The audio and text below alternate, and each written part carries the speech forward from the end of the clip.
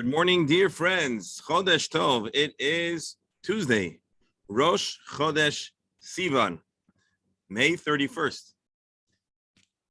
We're here to study the entire Talmud, one page, one line at a time. Presently, Meseches Shabbos, Perek Shisha Asar, chapter 16, page 119a. And we have been in a very interesting series of discussions in the Talmud, originally talking about how to honor Shabbos, spinning off to talk about a variety of Jewish practices that were perceived to be virtuous to the extent that Rabbi Yosef said, I'd love to hang out with the people that do these behaviors. Then we had a bunch of statements. The rabbi said that tastily, I'm deserving of reward as a result of a whole variety of different commandments, mitzvot, and Jewish behaviors. Some of them that seem quite elementary, raising the question of what is so unique about the observance of those mitzvot, affording a good, lengthy discussion about perhaps there's more to the discussion than meets the eye. For example, we asked, what's the big deal about putting on tefillin? We said maybe people weren't putting on tefillin, or maybe they were wearing tefillin all day, as Rashi says, or maybe they were doing the tefillin in an exquisite, extraordinary manner, as Rabbi Steinsaltz points out. Maybe there were special kavanas involved. And so that was the segment that we started yesterday with. And then we got into a very essential discussion, which was how many of the great heroic and celebrated sages of the Talmud, notwithstanding their station in society, notwithstanding many of them, their affluence and the fact that they had full staffs, they would do tasks that are perhaps perceived as menial or below their dignity in order to honor Shabbos, roasting a head of a ram, pickling, salting fish, schmaltz herring, as we decided to translate it in a more relatable terms, sages who were schlepping and carrying around boxes and furniture to prepare for the Shabbos Malka. Oh, I also forgot, we had a series of ways that rabbis would greet the Shabbos queen, and we found that there were parallels in our contemporary liturgy. We hashed out a apparent contradiction between the Kabbalistic Zohar statement to say boy kala 3 times versus 2 times. We gave a mystical explanation. I know it's a Gemara class, but we gave a mystical explanation about the possibility of 3 meals, 2 from a more revealed dynamic spiritually, the 3rd from a concealed dynamic. Thus, one of the boy kalas are whispered in accordance to the statements of the Zohar. It actually, I know I'm just trying to give you a recap, but I should just add, there is a Chabad custom, which many folks don't get, which is to not overly embellish the spread at Sudah Shlishit. So in a hardcore Chabad shul, they probably won't even serve Shalosh Seudos. Maybe they'll grab a bite, they'll have a fruit, they'll have something, and the idea is to share words of Torah. And people say, hey, why does Chabad do that? We have a Gemara full of talking about Yihi Chelki Be'oichle Shalosh Seudos. And there is, according to the Kabbalah, an idea that you do have something to eat. You have to make a bracha. You have to fulfill the baseline parameter of the obligation of Sudah Shlishis, but there's no Kiddush. Maybe there's not even Hamaitzi. And there's a priority to speak words of Torah and to delve into a more spiritual ritual way of marking that time. And it is consistent with this idea of the Zohar that the 3rd meal is more of a spiritual meal, reflective of this higher dimension of a spiritual world. That's so pretty. That's on the left, right? Okay, so you can sit over here. You can go to the camera. Yes, we have a guest presenter in the studio today. So anyways, that's a long introduction. Again, we closed out the session talking about how the rabbis would rush and eagerly prepare for Shabbos. Now we're going to tell a story. This is a story that's very well known. There are a number of kids' books presented around this story. There are kids' videos presented around the story, and many Jewish day schools and Hebrew schools may have even made plays presenting the story. But I suspect many folks don't realize this is actually a story that originates in the Talmud, and we're going to get to see it here. You heard it here first at our daily Talmud discussion. Here is the page. 1 second, almost there. Oh, I'm not signed in. That's one. Log in. We're in Shabbos. Here we go.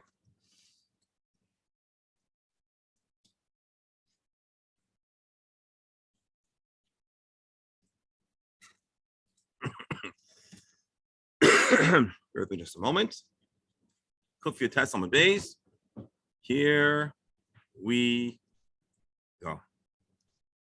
Yosef Mokir Shabi.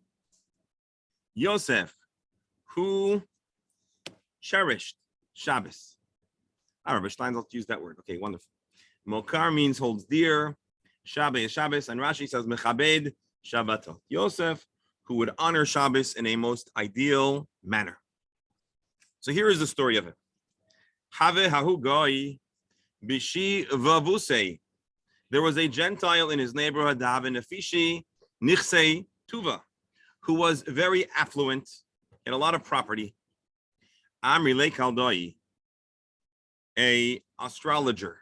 Kaldoi, I believe, literally means a Babylonian, but it's describing a specific type of person who were known to be well versed in the study of the stars, an astrologer.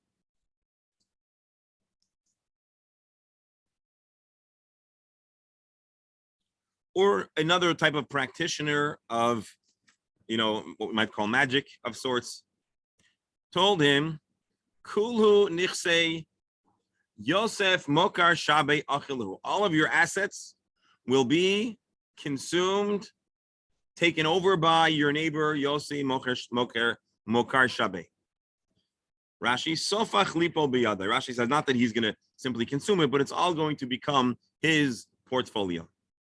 What do you do if someone tells you that all of your assets will belong to somebody else? Well, here's what he did. Ozal Zabninu lechulo nichse. He said, I'm not going to make my assets available. He sold them all.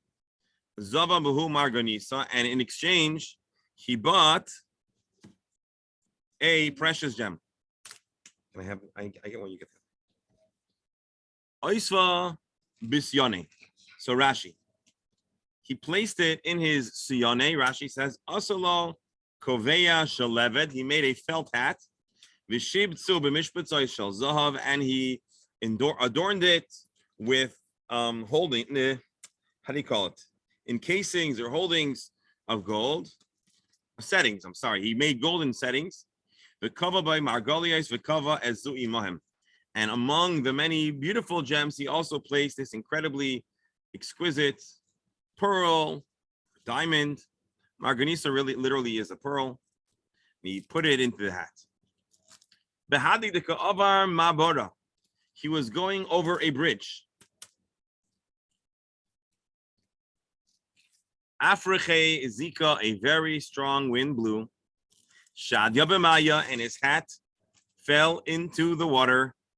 And Bale Kavra, and it was swallowed by a type of fish. Askuha, the fish was caught. Aisua Apanya Demali Shabbata, and right before Shabbos, he came onto dry land. Amri Man Zovin Kihashta, is there anybody who is willing to lay out the funds to buy such an exquisite, beautiful fish right before Shabbos? Amri Lahu, so the fisherman was told, you want a buyer? Zilu Amtuya Legabi Yosef Mokir Shabi, Dir Gilda Zovin. Go check out Yosef, who values Shabbos. He always buys fish in honor of Shabbos. Amtuya Niale, they found him. And Zavne, they sold him the fish. He brought it into the kitchen. Every Friday I buy the fish. Every Friday. Beautiful. So maybe one day you'll find you got to make sure to look through the stomach contents before you throw it, before you got the fish, or you might miss out your opportunity. But nobody listens to astrologers anymore, so there is nowhere the gem would come from. So Zavne, so he bought the fish, Kare, and he tore it open. They cleaned it for Shabbos.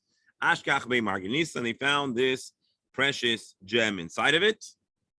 Zabnai betleisar Ilyasa de dinre de dava. They sold it for 3 flats, 3 stories full of golden coins. Is this meant to be literal? I don't know, but the point is it was very, very valuable. Literally, he had 13 attics full of gold. Paga Behosaba, and this an elder Jewish man, I believe. I'll tell you in a moment who this man was. And he told him, Mandezoyev Shabbata. One. Usually it's probably Eliyahu Navi because Yeah, I said I'm going to say don't you. I know they're always stupid men. You're stealing my thunder. The thunder. I'm sorry. Omar Mandezoyev Shabta Pare Shabbat. A person who borrows to honor Shabbos pays them back.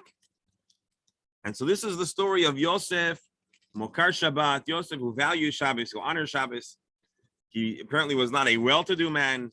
He would borrow money, as is evident from the end of the story, in order to honor Shabbos. And ultimately, he becomes magnificently wealthy as a result of the story. And of course, a side note is that, and I want to be careful how I say this, but destiny is destiny. If Hashem intends for all of your assets to go to your neighbor, don't sweat too much trying to find a way to avoid it, because there are a number of stories in the Jewish tradition where the person's attempt to avoid a certain fate, they end up facilitating that fate. Another story that comes to mind is the story that's told, I don't know, it's in one of the Midrashim, we discussed it here, actually. It was in the Gemara, that Shlomo Melech's daughter was destined to marry, do you remember this? She was destined to marry a very simple person or a very impoverished person, and King Shlomo wasn't happy about that, so he places his daughter in some obscure tower, locked up on the roof, and a whole story how this man ends up going to sleep, and he ends up being schlepped somehow, and he lands on the rooftop, and they fall in love, if you will. And so the point is, if you're afraid that all of your assets are going to go to, I don't know, somewhere else, you could daven, try to find zechuyot, but you can't outsmart Hashem. And I guess that's not the primary message here, but a secondary theme. The story of Yonah Navi is also right. Evade his faith and bound up. There is another angle of this story. And again, it's another Talmudic story where I think it was a goat or a donkey bought for somebody, and they found a gem in donkey's ear, and the issue was whom it belongs. And eventually the buyer said, I bought a donkey, or it was another animal, I don't remember, but I didn't buy a gem, so it belongs to the seller. Yes. And so the question in this story is whom this gem belongs. Rabbi, am I the only one that sees another lesson in this? Never mind what the astrologer tells you. Don't sell your property. Don't sell. Yeah, don't liquidate your real estate just because some Shugana tells you to. Professor, you're asking a very thought-provoking and good question, which is two questions. Was he halachically compelled to return the stone? Which obviously the Gemara isn't taking that position. And even if he wasn't halachically compelled to return the stone, is he morally compelled to return the stone? Would it be a chasidut to return the gem? And so the first answer, or as I said, is obviously halachically, if you find something in the bowel of a fish, it is considered entirely hefker, and halachically one doesn't need to return it. As far as if there would be a lifni mishurat hadin dynamic, well, I don't know if Yosef Mokir Shabbat knew who this person was. Of course, the follow-up question is, if Yosef didn't know who this person was, how do we know who this person was? And if the story was known. So that is an interesting. Rabbi. If it was his next door neighbor, which the story tells us, he would. Right, well, the question was, did he put on Facebook, neighbor, if anybody finds my hat or particularly my gem, did he put it in, in the next door app or on Facebook? Was it in the newspaper, in the classifieds? But Rabbi, but he sold all his things, so he must have moved away. Remember, he sold everything for the gem. Oh, that's true. Maybe the Gentile liquidated his house. Maybe he was next door neighbor. Maybe he was bunking with Elon Musk on a friend's couch. Rabbi, if you go by Baba Metzia, the minute it falls in the water, he gave up hope. Right. So that's what we're saying. Halachically, he certainly does not have to. Now, there's a difference between which kind of body of water. I think we are looking too far. The issue that I tried to raise was that another Talmudic story where the buyer who discovered the gem in the animal said that I didn't buy the animal in the gem, I bought the animal. So the gem belongs to the seller. Right, because the owner never intended to sell it. Actually, I don't remember where I read the story, but I'm sure It was in the read Gemara. it I think we learned in it. the Talmud. He didn't Yeah. intend to sell it. And so even there, I think it was considered to be a midot chasidut, but over there, he knew the owner, he knew who it was, he knew the providence, and he understood that that wasn't part of the initial contract, the initial agreement. Whereas here, Yeah. No, in this way, I am raising the issue of returning this gem not to the original owner, but to the fisherman who sold. I hear you. So this is a sold the discussion that fish. we'll get. It's I can't hear exactly you. maps the previous discussion in the Talmud about the animal. It's the actually, same and I want to just configuration. add, there's a companion question. If I buy a home and then I discover in the walls or in the cellar a chest full of gold, who does it belong to? So it's really beyond, obviously it's a little bit beyond the scope of this discussion. Normally when you buy property, all the movables are come along with it. Right. That is so usually, and more so in this context, the fisherman, the fishmonger never knew what was in the bowel of the fish. So he conveyed the fish with all of its stomach contents, assuming that it was, so there's a difference between a person who places his own gem on an animal, and we can clearly trace the fact that he knew of its existence. He was not meyayesh, and he would have been able to trace it down. And so here the man returned it, which is the story. But I'm grateful that you mentioned the story, because it actually allows us to more skillfully compare and contrast the events of this story and the story over there. And it's, what do you want to hear? It is indeed a very thought-provoking question. If you want to hear something, you have to go out on the other side of the curtain, okay? But I could hear someone asking that if the Gemara knows the identity of the owner, did he know? And would he have been compelled, or would it have been an ideal behavior for him to return it? Or if there was no expectation, which I think the Gemara, by the fact that Gemara celebrates the story, the Gemara does have zero expectation that he would return it. But nonetheless, Is it also different because this is with a non-Jew? Does that make a difference? maybe, but the other story is also with a non-Jew. And so Interesting how this fulfilled the prophecy, though. The guy did everything in his power to avoid it.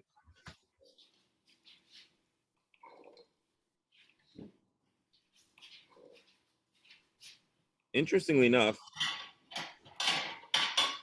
there are other sources that quote the rest of the story. And so let's see if any of the commentaries here give it to us. But first we need to look at Rashi, one last Rashi. And this is a good Rashi to bookmark. We're talking about 13 attics, 13 floors full of gold, 13 rooms full of gold. Aliyos, Malayos, Dinrei Zahav. Talking about a loft, a second floor full of gold. Veguzma be'almahu, and this is not literal. It is an exaggeration. Kiloimar, with the intention to communicate. Hain atak ma'oid, a very serious amount of riches. And Rashi here lays down an important principle for the study of the Talmud. When the Gemara uses these exorbitant numbers, and especially when you see the number 13 involved, Rashi tells us that when you see the number 13 in an exorbitant large number, many times it's a figure of speech and not meant to be a literal amount. And this is a good item to bookmark, because whenever we learn the Agadic Gemaras, we always wonder what's literal, what's conceptual, what's figurative, what's meant to convey a spiritual and mystical communication. So I'm not here to claim all the principles now, but this is a good Rashi to bookmark. Tosfos disagrees with Rashi's translation of the word Al-Yasa, and by extension, maybe he doesn't need to say that it's a ghost. Let's take a look at Tosfos. Amar Rabbeinu Tam, the Elisa Shem Klihu. It's some kind of vessel. Anyways, long story short, according to Tosfos, it's not an exaggeration. It was 13 little jugs full of gold, which is a lot of money, but it can be more literal and less figurative. But now I understand why the fishmongers clean out the fish before they give it to you to make sure there are no diamonds inside. Yeah. So I guess today, if you buy your fish cleaned out, you may lose out on the gem in the bowels of the fish. The Chidushei Agadis, this is the Maharsha.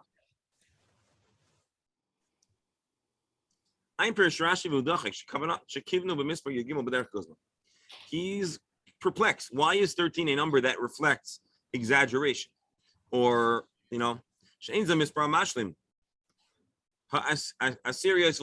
usually, when you want to talk about wealth, you talk about thousands or millions or billions, but not 13, which is some kind of, middle number. And therefore, he explains, 13 is a very important Jewish number. Where do we find that 13 is a Jewish number? He doesn't mention Bar Mitzvah. He says, Yud Gimel Midai Shel HaKadosh Baruch Hu. There is Hashem's 13 attributes of mercy. The word Echad, Aleph Ches Dalet, is the gematria of 13. So we see that 13 is a number of Hashem's presence.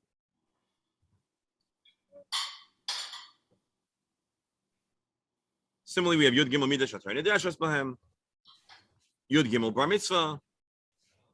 And for that reason, he says we have the number 13, which is a symbolic number. But then I think the Maharsha seems to be saying that he doesn't think that he thinks it is literal. Why was he zoicha that the value of the gem would be 13? Because 13 is a very Jewish number. So a person who is showing devotion to serving Hashem would possibly be worthy of 13, a reward in the number 13. So that's the Maharsha.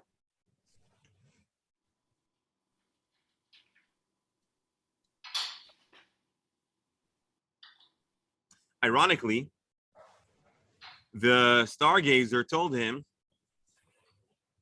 Achilahu, he's going to eat your stuff. And the guy, out of fear of his friend stealing his items, makes it so that a fish can eat it and deliver the actual, all of his wealth to this Jew.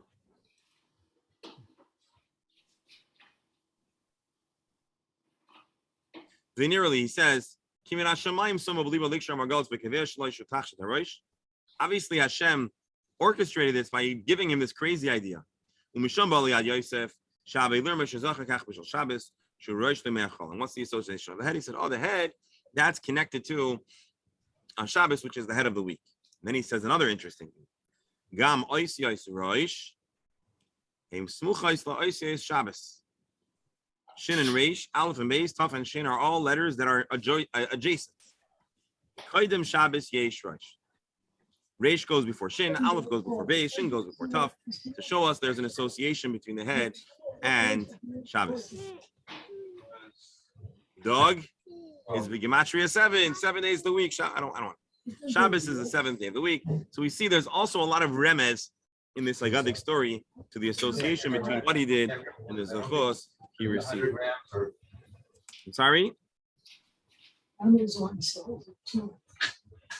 Mark, you're saying something? Wait, I'm going to mute you. Please unmute if you intended to share something.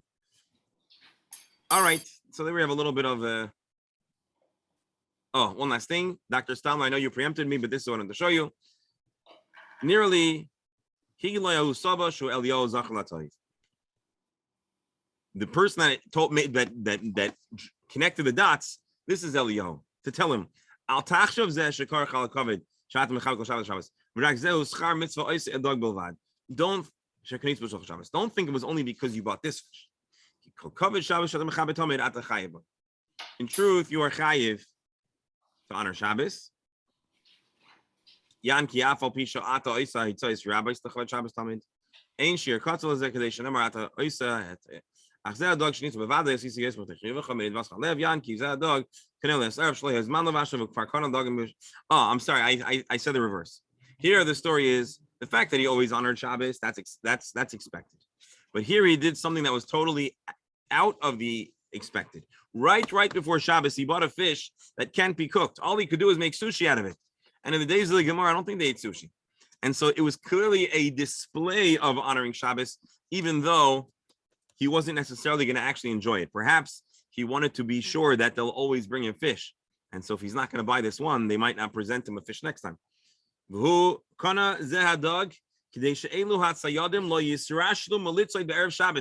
wanted to encourage the fishermen and the fishmongers to make fish available on Shabbos. He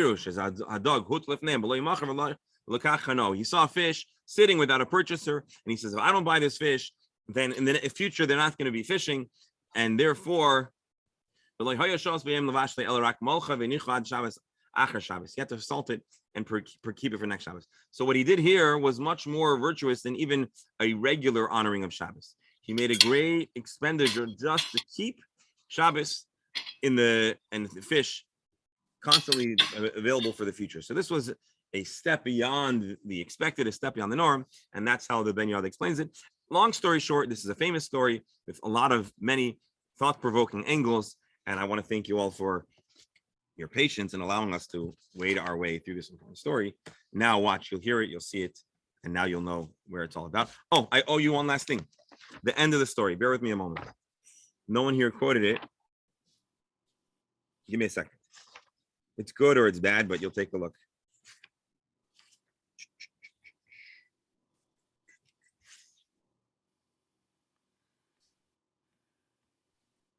All right, there's a work called Shiltis the Ravachai Goin.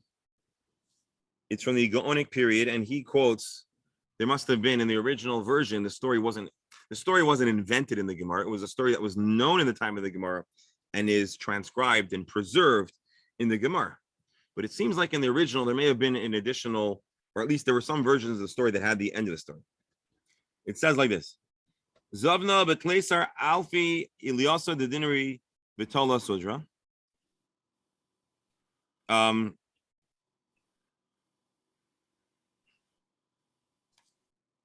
It was sold for this large amount of money.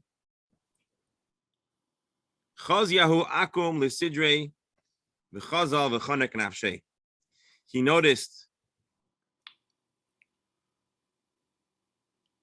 that this must be his wealth because the Jew, Yosef, threw the hat minus the gems in the trash.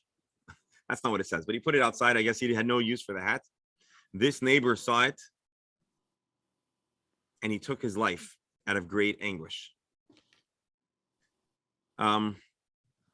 I can understand why the Gemara didn't include that detail in the Gemara.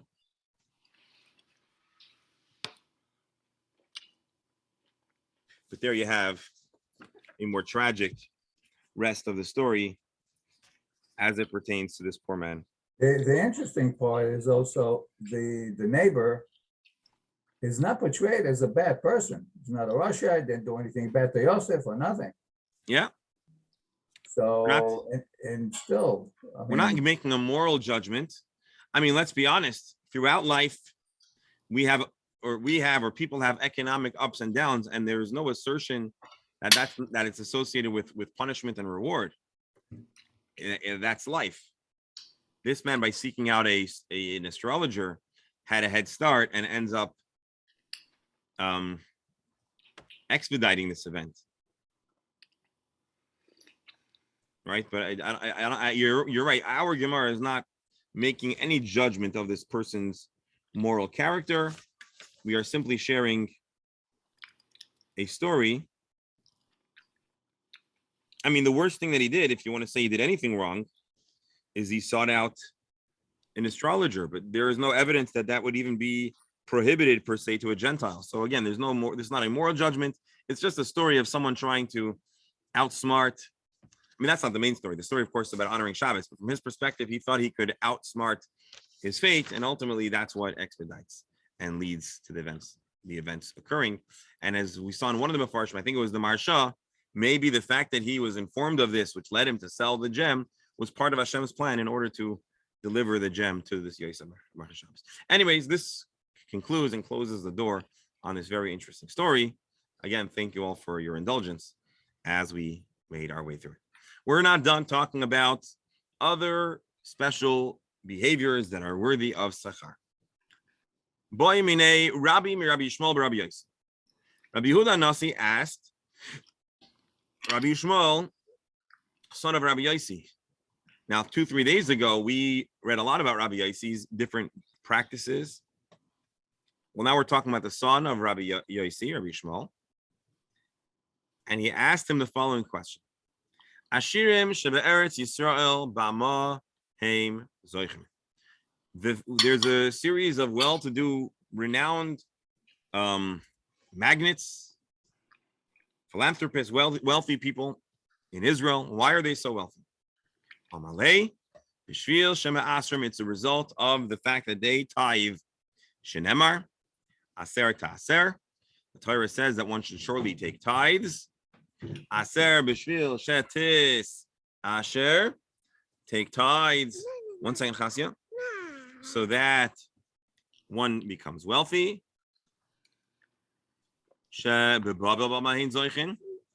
What would be the reason that folks in Bavel are affluent? The ones that are as a result of the fact that they honor the Torah. Let me predict the first question that's going to be asked. Someone here has a question? Don't say it, just show me that you have a question. Anyone? Yes. So, Rebel, your question is, What's that got to do with geography? in other words, do the Jews of Bavel not need to give Meiser?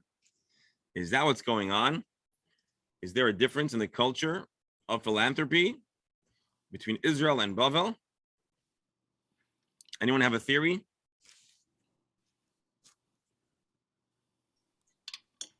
Anyone? I think it may be related to anything that has to do with mitzvot atloyot ba'aretz. Oh. So basically, a number of today we take Meiser, we do Meiser Ksafim, we give tithes from our income. But that is biblically inspired, but not necessarily exactly the biblical model.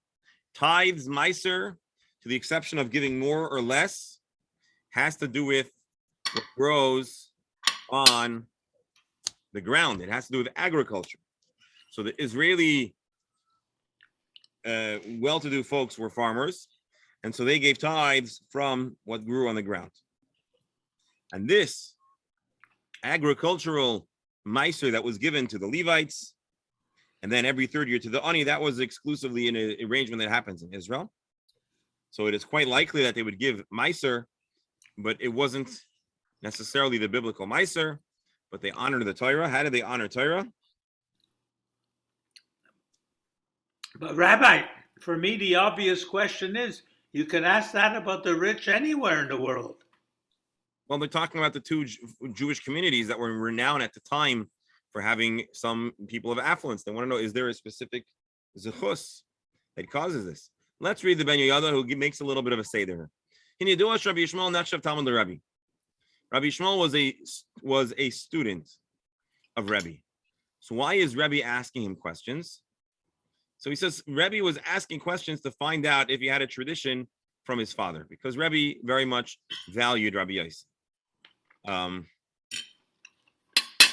here's what's going on. Rebbe was very wealthy. He lived in Israel. And he didn't want to associate his riches with the schus of his Torah.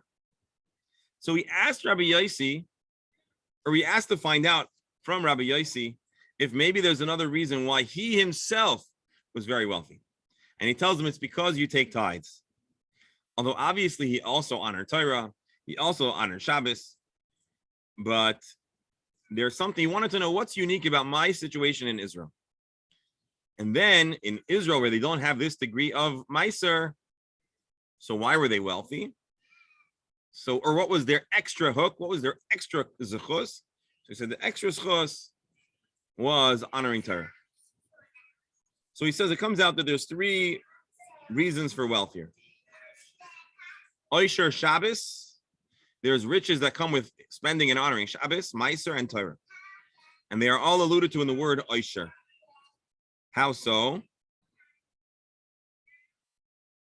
Oisher Shin. No, I'm sorry. The word Oisher, Shin is Shabbos, Ayin is Meiser, Reish is Torah. So he found a way to be Miramaz in Oisher that by giving Meiser, honoring Shabbos, and honoring Torah. And that's his take on the matter. All right.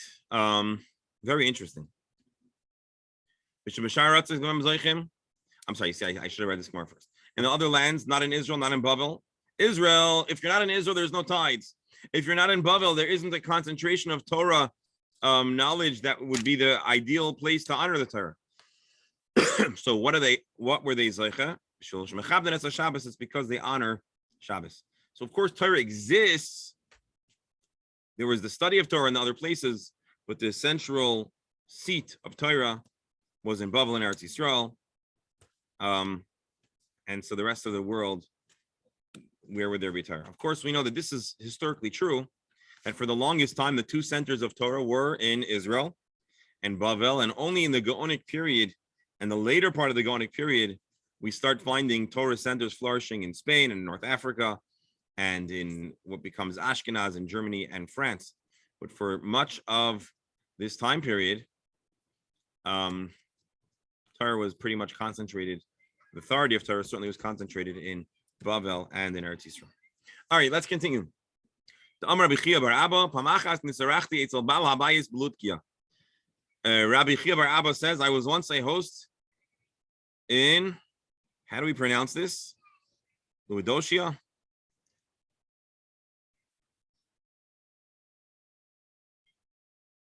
Which is somewhere in modern day Turkey. They brought a golden table that would need 16 people to carry. With 16 chains of silver attached to it. And it had affixed onto it cups and plates and bowls, pitchers. And had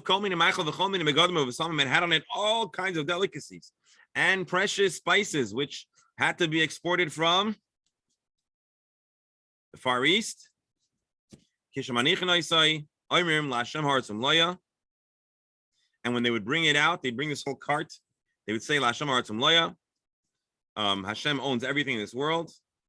And when they would remove it, so there was this whole ritual. Rashi explains, why were they saying Hashem Haaretz? They were reminding everybody that until you make a bracha, you can't touch anything. But now that we made all the blessings, Hashem gifted us all the riches and beauty of this item. So we're talking about a very affluent family, also steeped with faith in Hashem. Amarti loy, I told him, why are you zoicha to so much wealth? Amarli, he responded, Katsav hayisi. I used to be a simple butcher. Butchers, I don't think were known for their affluence in this time period. Whenever I would find a very, very special high-grade beef, Amarti loy tehzul Shabbos, I would always say this is going to be to honor Shabbos. Amarti loy, Rabbi Chia bar Abba told him,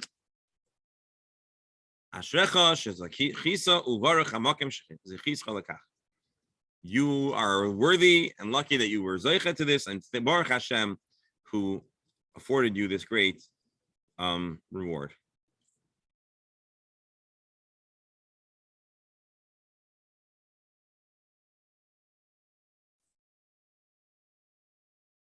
All right, there's some mystical ramazim to how the guy engineered his table. Here, this is again the Ben Yoyada who we've been giving a lot of attention to with these Agadic Mars. He says, what's the schus that the guy put a big sign outside saying, I have delicious high-grade cuts for Shabbos. The nicer the beef, the nicer the grade of meat, the more money it brings. If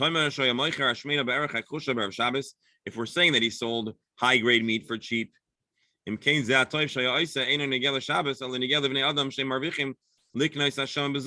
well, then the people who profited should be grateful.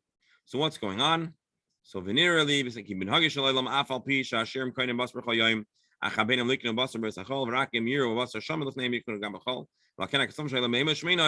basically, usual people try to put out nice meat and nice items to entice people who are not likely to buy, because they want to get people into the store. But this man would dafka save the good cuts to honor Shabbos, even though it might hurt his bottom line. This is one way of taking it. He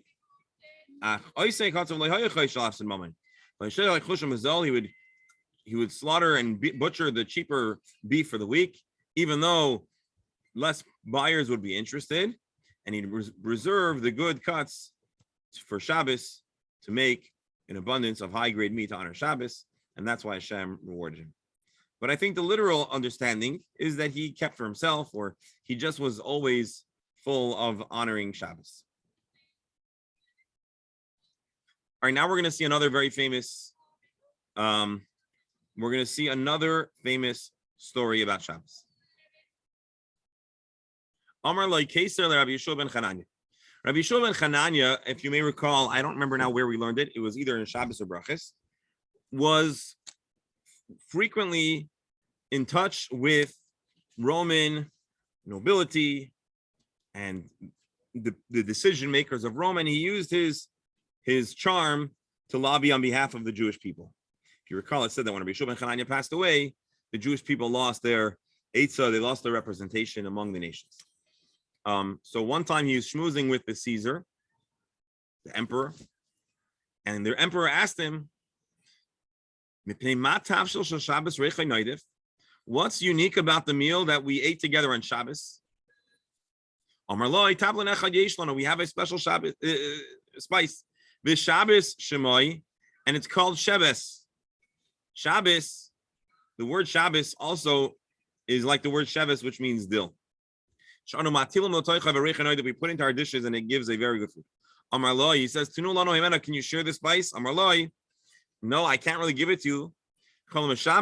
As a Shabbos, when you observe Shabbos, when you guard Shabbos, it helps your food. It doesn't really affect the meal. I don't know how this works scientifically, but if you'll talk to Shabbos Jews, they'll tell you there's something special. They'll enjoy the meal of Shabbos. And then when you try to serve it again after Shabbos, not as exciting. It may have to do with a general hesitation to receive leftovers. But anyways, the Gemara here says there is something special about the Shabbos meal, and it's the spice called Shabbos. Was he lying? So he wasn't lying. There is something special about Shabbos. Shabbos brings a whole spirit to the day. So anyways, have you heard of this? The spice called Shabbos? The Shabbos? Sounds like to go somewhere else, okay? Because it's disturbing everybody here.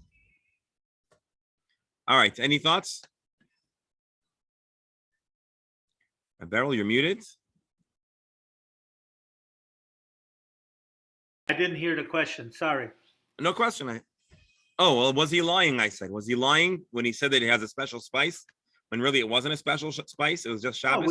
If we would have Dr. Hammer here, he would tell you that a lot is connected psychologically, looking forward, the whole atmosphere. Well, we know that the way a person experiences a meal is not just the flavor, it's the presentation, the ambiance.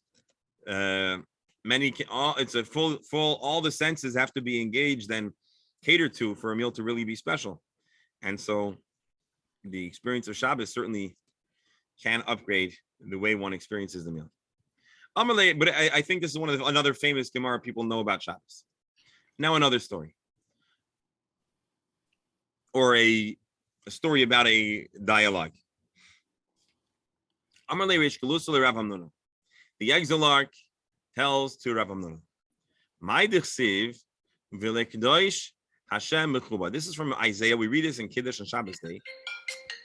The Holy One of Hashem is honored, which is a reference to, let's see, what does it mean? So let's take a look at the pasuk for a moment, just so we can analyze it. Here's the verse. Im tashiv mishabas raglecha asayis chavatzecha b'yom kachi. If you'll rest, you'll hold back from, you'll give your feet rest, meaning you're not going to be trampling, walking around, and hold back from doing your business on my holy day. V'karasa Shabbos oinig, and you call Shabbos pleasure, delight, and then it goes likdosh Hashem mechubad, to the holy to Hashem you should honor. From the fact that this is talking about Shabbos, we would likely infer that this is not talking about Shabbos. This line is not talking about Shabbos, and that's the Gemara's question. My dichsiv, what is it talking about? Amar lei. So Rav Hamnuna responds, Zeh Yom HaKippurim. This is a reference to Shabbos. You don't eat or drink on Yom Kippur. So how do you honor Yom Kippur? The way to honor Yom Kippur, if you can't eat or drink, is with nice clothing. Rashi again. From here we infer that the next line is not about Shabbos. And then it says to honor. The next time it uses the word it can't be talking about Yom Kippur, because we just talked about honoring Yom Kippur. And so that goes back to Shabbos. Rav Amar Lahaktim. Rav says to begin Shabbos early. Shmuel Amar La'acher. And Shmuel says to extend Shabbos late. Suffice it to say, we have this conversation between Rish Galus and Rav Hamnuna, analyzing this verse from Isaiah, which is very familiar because it talks about Shabbos and we read it in Kiddush. And here we have a discussion about how it's talking about how to honor Shabbos with nice clothing. I'm sorry, to honor even Yom Kippur where there's no food with nice clothing, and to honor Shabbos by making it start early, ending it late. The Gemara continues. Amar le b'nei Rav Papa bar Abba le Rav Papa.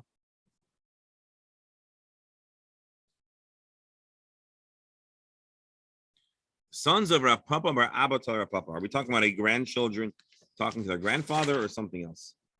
I'm going to suspect that it is. So B'nai Rav Papa bar Abba tell Rav Papa. No. There's another Rav Papa. Okay, you'll pardon my ignorance here.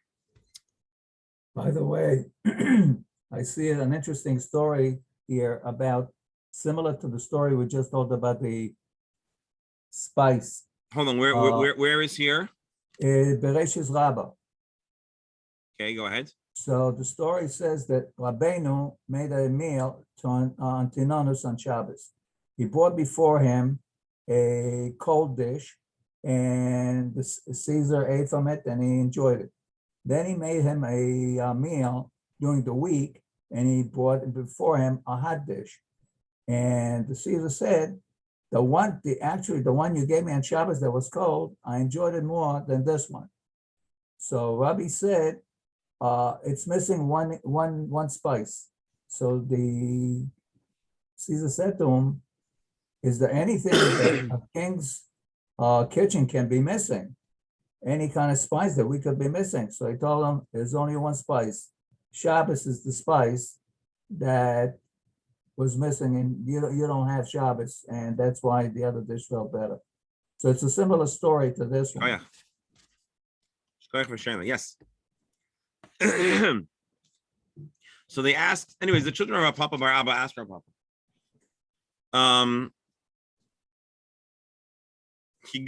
what about people like us? We're very affluent, and so we have meat and wine, everything.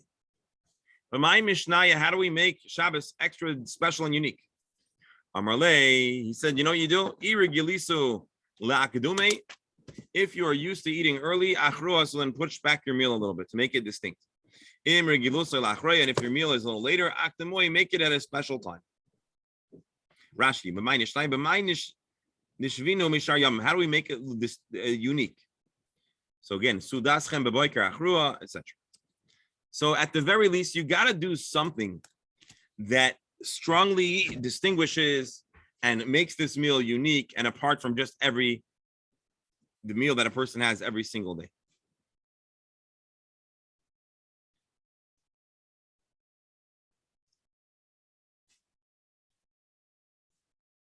Let's see, we're almost done, but let's see the next one. Rav Sheshes, Bekaita, in the summer, Moisiv Luhu Rabbanan, Hecha Demat Yeshimsha. Rav Sheshes had a problem. Anyone know what Rav Sheshes' problem was? Anyone here knows what Rav Sheshes' problem was? He was blind. He was blind. Rashi, Rav Sheshes Saginar Haya. He was blind. Ve'ene Roya Eisa Achila. He doesn't know when it comes to, he can't look at the clock. And he can't track the light of the sun. So he doesn't know when to stop for the meals. When he'd give his presentation, his shir on Shabbos, Moishiv HaTalmidim b'makayim, shetagia shamacham oleis oichel, kedei sheyitztaharu v'yimaru lakum. They would place him in the range of the sun so that he would end up in the sun at mealtime. So they calculated, I guess, the place in the room where the sunlight would hit him exactly when it was meant to be mealtime, in order to hasten the Seudah.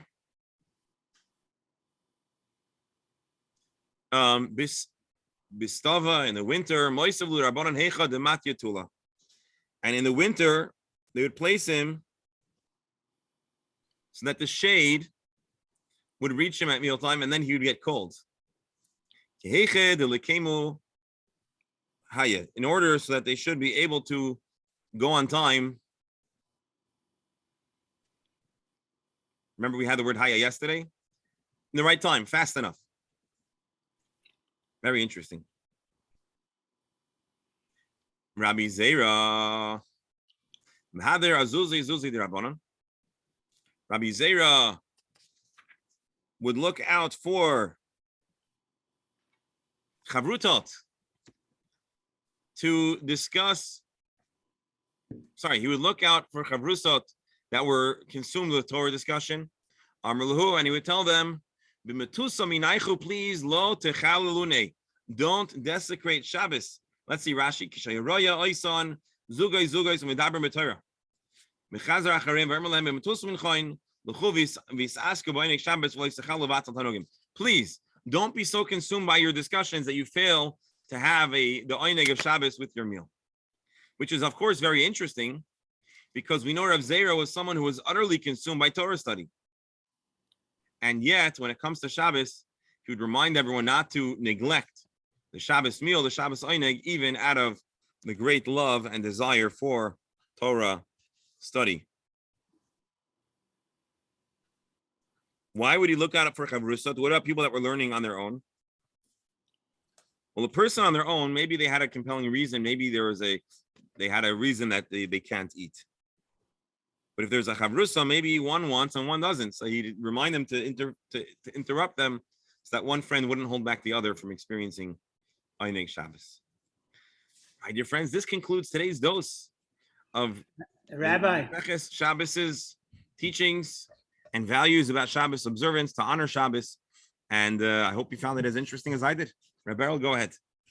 Before we take off, why would they need such minutia, like starting earlier or later? The whole Shabbos, I imagine, would have been the tables, the tablecloths, the vessels, etc., etc. Well, maybe there are people of such affluence that they were living, and today we could say there's a million different tablecloths, but then they had the nicest tablecloths, they had the best cuts of meat, they had the best wine. So obviously they were trying to figure out, suppose someone has everything they could ever want and need. Well, then what could we do to make Shabbos stick out? And so the suggestion they received from Rav Papa was at least the timing should be unique to remind everyone that it is a unique time. Rambam actually says this clearly, Misha Yain Asher, spoiled, pampered, rich, Shabbos, and every day was like Shabbos, he should change the kinds of cuisine and the recipes of Shabbos to weekdays. If you're unable to even change your menu, at least change the time of the meal either earlier or later, so that there's something that distinguishes your Shabbos experience from your weekday experience. I would worry more about the poor, how they honor Shabbos, than the rich. We spend more time worrying about the poor, but it's a good question. Shabbos is not only for the poor, it's for the wealthy too. And halavai, all of Klal Yisrael should have such problems. Yeah, exactly. All right, gentlemen, Yasher Koach. Again, we dedicate today's morning and the whole week to honor our dear friend Yosef Sachs, a lover of Torah, Mechabed Torah. He's Neshama Shavan Aliyah, and we should emulate his value, his love, and his devotion to Torah. Thank you all for joining. Have a wonderful day. Hoping to see everybody tomorrow. Agud Chodesh. Agud Chodesh. All the best. Shikah.